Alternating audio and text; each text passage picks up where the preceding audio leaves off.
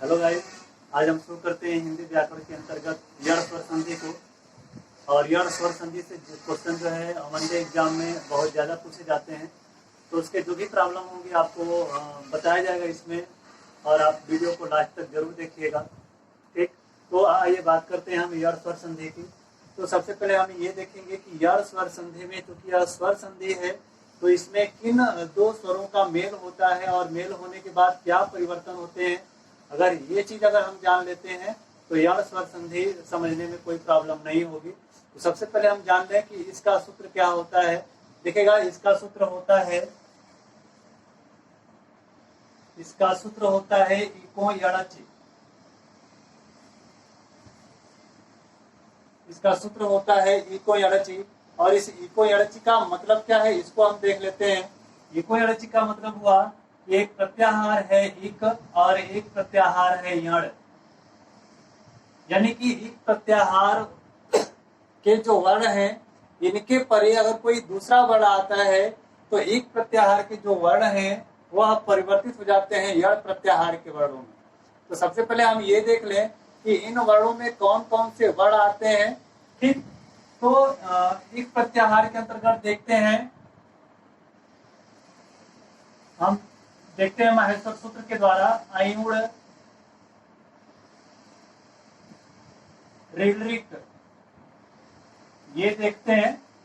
और आप जानते हैं कि जो हलंत वाले वर्ण होते हैं उनकी काउंटिंग नहीं होती है, तो इसमें मूल रूप से वर्ण जो आएंगे ई आएगा, उ आएगा, री आएगा और ली आएगा। ये कट जाएगा, ये कट जाएगा, अ का नाम इसमें है नहीं, ये भी कट जाएगा। यानी इसमें कौन कौन से वर्ण आपको मिलेंगे, देखिएगा कौन कौन से वर्ण आपको मिले। इस प्रत्याहार के अंतर्गत आपको छोटी ई, छोटा उ, री और ली मिलेगा। यानी कि हम कह सकते हैं यह ई जो है छोटा और बड़ा दोनों है, और यह उ जो है इसमें दीर्घ और ह्रस्व दोनों है। तो एक तरह से हम कह दें कि यदि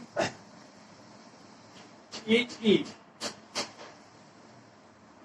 उ और री और री के बाद आई बात समझ में कोई भिन्न स्वर आता है, तो अब देखिएगा यण प्रत्याहार के अंतर्गत कौन से वर्ण आते हैं, इसको देख ले पहले हम।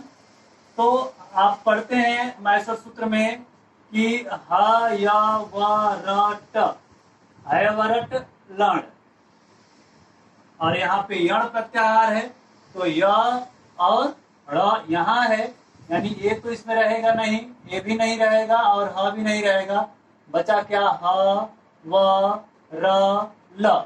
यानी कि यह इस यण प्रत्याहार के अंतर्गत कौन कौन से वर्ण होते हैं, य होता है, व होता है, र होता है और ल होता है। समझ, सॉरी गलत नहीं रहेगा, ये वर्ण होते हैं। यानी कि ई के बाद अगर कोई भिन्न स्वर आता है तो ई का य बनेगा, उ का व बनेगा, री का र बनेगा, री का ल बनेगा। आई बात समझे, इसीलिए इसका सूत्र दिया गया इको यणचि। यानी कि एक प्रत्याहार के परे अगर कोई भिन्न स्वर आता है तो ई के जगह पर य होता है, उ के जगह पे व होता है, री के जगह पे र होगा और री के जगह पे ल होगा। री का प्रयोग मैंने बताया कि हिंदी में बहुत कम होता है, संस्कृत में इसका प्रयोग ज्यादा होता है, क्योंकि हम बात कर लेंगे इसके बारे में भी। तो यहाँ पर देखिए एक सूत्र बना आपका कि ई, उ, री और री के बाद अगर भिन्न स्वर आता है तो ई का य बनेगा, ई का य बनेगा। यानी ई का य मतलब यहाँ पर ई छोटी ई दोनों का क्या बनेगा, य बनेगा, और यहाँ पे उ का व बनेगा और री का र बनेगा और री का ल बनेगा। ये बात आप हमेशा ध्यान रखिएगा, ये जो परिवर्तन होगा वह ई का ही परिवर्तन होगा। देखिएगा एक बात और ध्यान रखिएगा, यहाँ पर यदि ई के बाद भिन्न स्वर होगा तभी ई का य बनेगा। यदि समान वर्ण हो गया, भिन्न वर्ण का मतलब इसके अलग, इससे अलग होना चाहिए यहाँ पे स्वर, लेकिन अगर यहाँ पे समान स्वर अगर होते हैं, यदि ई के बाद ई आ जाएगा तो बड़ी ई बनाएगा, तो ये दीर्घ स्वर संधि में चला जाएगा। तो इस बात का भी हमें ध्यान देना है। हमें इतना ध्यान देना है कि ई के बाद अगर कोई भिन्न स्वर आता है तो वह य बनेगा, यदि ऊ के बाद कोई भिन्न स्वर आएगा तो वह व बनेगा, री के बाद कोई भिन्न स्वर आता है तो र बनेगा, री के बाद कोई भिन्न स्वर आता है तो ल बनेगा। ठीक, आइए अब हम बात करते हैं थोड़ा सा एग्जाम्पल पे। सूत्र को रहने देते हैं यहीं पे ताकि आपको समझने में परेशानी नहीं होगी, और वीडियो को अंत तक आप जरूर देखिएगा। ठीक, देखिएगा हम, और एक चीज और मैं बता दूं कि यण स्वर संधि का जो भी एग्जाम्पल होगा उसमें इन वर्णों के पहले आपको आधा वर्ण जरूर मिलेगा। आएगा समझ में? जैसे एक एग्जाम्पल मैं दे रहा हूं आपको, मैंने लिख दिया अध्यापक, अध्यापक, तो आपको मैंने बताया कि यदि य व र के पहले आधा वर्ण मिलते हैं तो उसमें प्रायः यण स्वर संधि होने की संभावना ज्यादा रहती है। तो यहाँ पर अध्यापक है, आपको इसका संधि विच्छेद करना है और आपको ये बताना है कि इसमें कौन सी संधि है। बहुत आसान है, बस थोड़ा सा आप समझने की कोशिश करिएगा और वीडियो को अंत तक आप जरूर देखिएगा। अध्यापक शब्द दिया हुआ है तो हमें करना कुछ नहीं, संधि विच्छेद करना है हमें। तो सबसे पहले हम देख रहे हैं यहाँ पर आ की मात्रा तो लगी है, लेकिन अगर हम आ की मात्रा को अलग करने के लिए अध्या शब्द बनाएंगे तो यह कोई शब्द है नहीं, है बात समझ में। यहाँ आपक शब्द बनाएंगे, ये भी शब्द है लेकिन इसके सापेक्ष नहीं आएगा। तो सीधी सीधी बात, यण स्वर संधि का जो एग्जाम्पल होगा उसका एक यही पहचान है कि वह य व र के पहले आपको आधा वर्ण मिलेगा, करना कुछ नहीं है। य पे जो मात्रा लगी है उसको लेकर के हम अलग हो जाए। य पे कौन सी मात्रा लगी है? आ की मात्रा लगी है, और यहाँ पे प क है तो आपक हो गया। ठीक, तो यह होता किसका है? यह होता है आपका ई का। तो यदि हम ध पर ई की मात्रा लगा दे तो यहाँ पर अगर अधिका शुद्ध रूप होगा वह यह होगा। अधि को हम इस तरह से नहीं लिख सकते, यहाँ पर इस अधि का प्रयोग गलत होगा, आप ध्यान रखिएगा। ठीक, तो आदि धन आपक हो गया। अब ध्यान दीजिएगा, यहाँ से ई निकल गया, यहाँ से आ निकल गया, तो ई के बाद आ आया, यानी ई के बाद कोई भिन्न स्वर आया तो ई का क्या हुआ? यह हुआ। अब यह के साथ यह आ की मात्रा जब जुड़ेगी तब यह क्या होगा? आ होगा। और अधि में से ई जब निकल गया तो यहाँ पर क्या बचेगा? आध्य बचेगा। इसके बाद आपक में से आ निकल गया तो पक बचेगा। इस तरह से आपका शब्द बन गया क्या? अध्यापक। अध्यापक का संधि विच्छेद क्या होगा? अधि और आपक, और इसमें संधि कौन सी होगी? आपकी यण स्वर संधि होगी। आइए अगला एग्जाम्पल लेते हैं हम लोग। अगला एग्जाम्पल लेते हैं। अगला एग्जाम्पल में देखिएगा, यदि हम लिख देते हैं प्रत्येक। ठीक, प्रत्येक का मतलब क्या हो गया? यह पर एक ही मात्रा है, करना कुछ नहीं, एक ही मात्रा को लेकर के अलग हो जाओ। यह के पहले कौन सा वर्ण है? त है। अगर हमें यह बनाना है तो अगर हम ई की मात्रा लगा दे, प्रति कर दें, तो प्रति और एक होगा। यहाँ से ई निकलेगा, यहाँ से ए निकलेगा, दोनों मिलेगा, ये बनाएगा। प्रति में से ई निकल गया तो प्रत बचा, एक में से ए निकल गया तो क बचा, तो शब्द क्या बना? प्रत्येक बना। इसी तरह से देखिएगा, अभी बहुत सारे एग्जाम्पल आपको मैं बताऊंगा।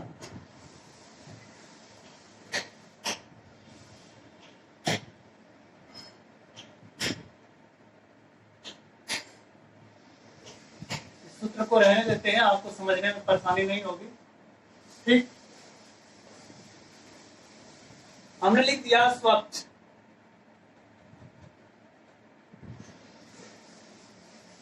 इसका संधि विच्छेद हमें करना है और इसमें बताना है इसमें कौन सी संधि है। देखिएगा, इसमें स्वर संधि भी है और कहीं न कहीं इसमें व्यंजन संधि भी छुपा हुआ है। तो जब व्यंजन संधि की बात करेंगे तो क्यों होगा, कैसे होगा, कंडीशन क्या होगी, वो सब आपको मैं बताऊंगा।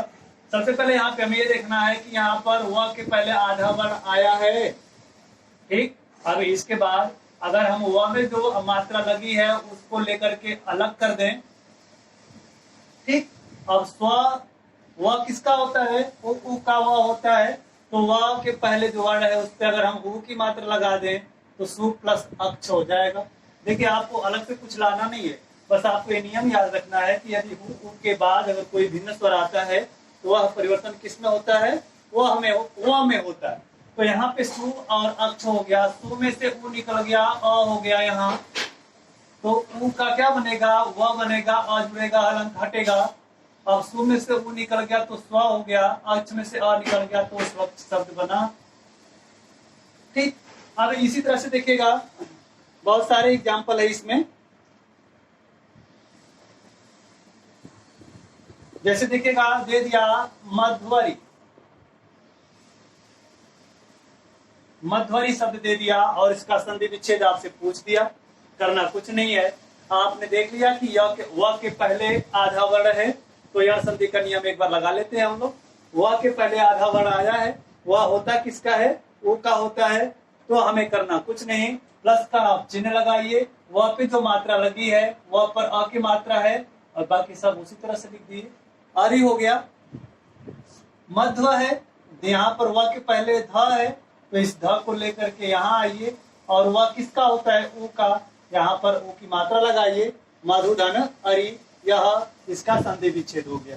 यहाँ से उ निकला, यहाँ से अ निकला, दोनों मिल करके वह बनाएंगे। मधु में से निकल जाएगा उ तो मध्य बचेगा, अरि में से अ निकल गया तो री बचेगा। इस तरह से मध्वरी।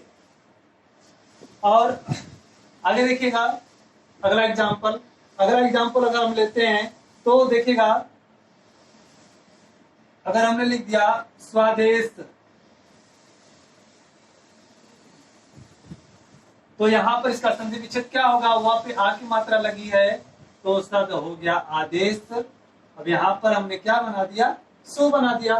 कहीं पर भी स्व दिखाई दे तो उसका में सु लगा दीजिए और वहां पे जो मात्रा लगी है उसको लेकर के आप अलग हो सकते हैं।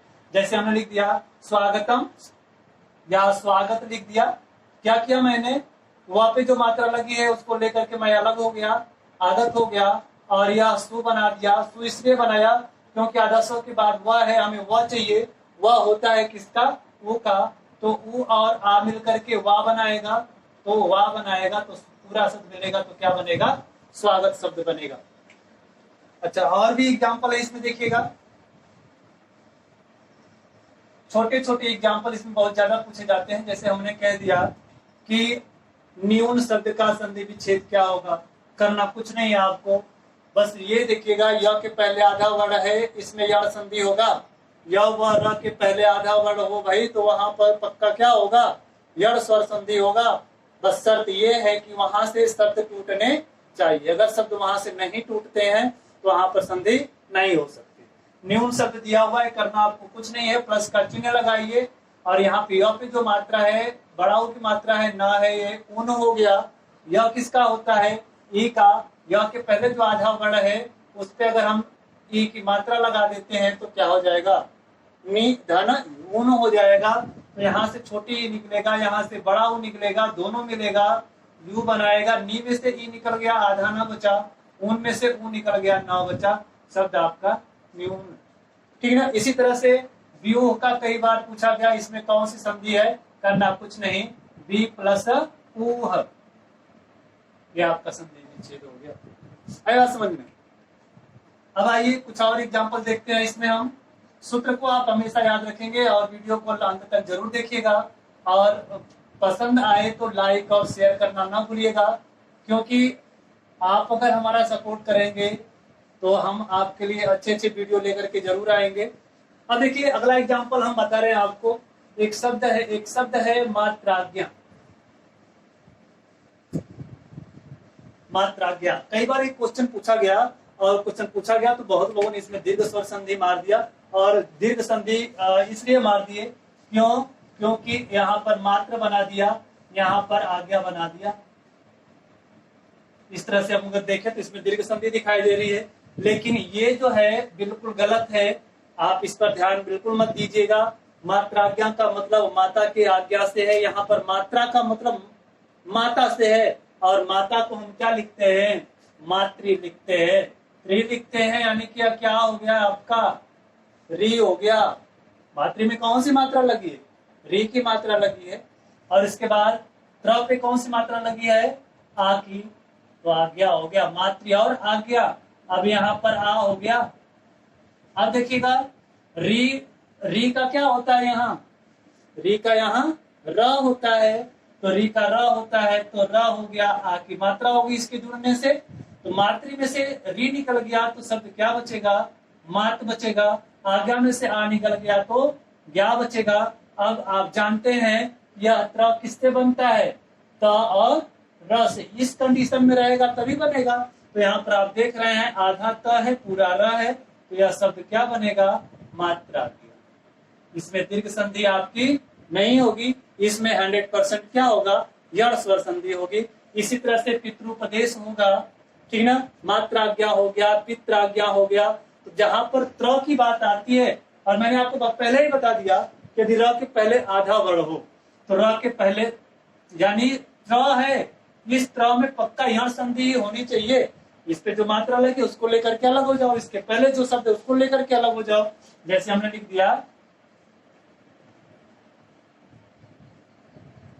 हमने लिख दिया पित्रानुमति, हमने लिख दिया पित्रानुमति।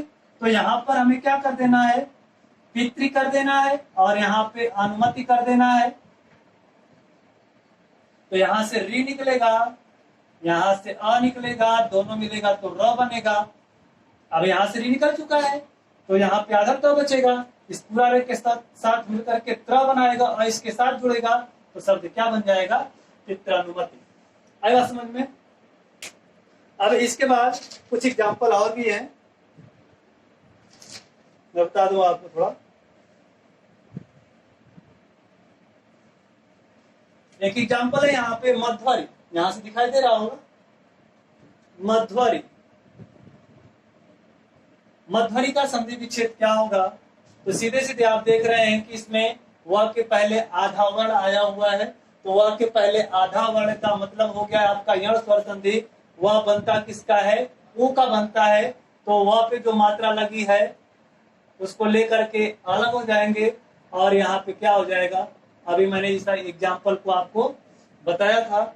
और भी बहुत सारे एग्जाम्पल हैं इसमें, ठीक। और आप प्रैक्टिस करिए, करते रहिएगा, प्रैक्टिस सेट में तमाम आपको एग्जाम्पल मिल जाएंगे। बस आपको जरूरी था कि इसमें नियम क्या है, इस नियम को आपको जानना होगा, ठीक। अगले वीडियो में हम आपसे मिलेंगे अयाची स्वर संधि के साथ।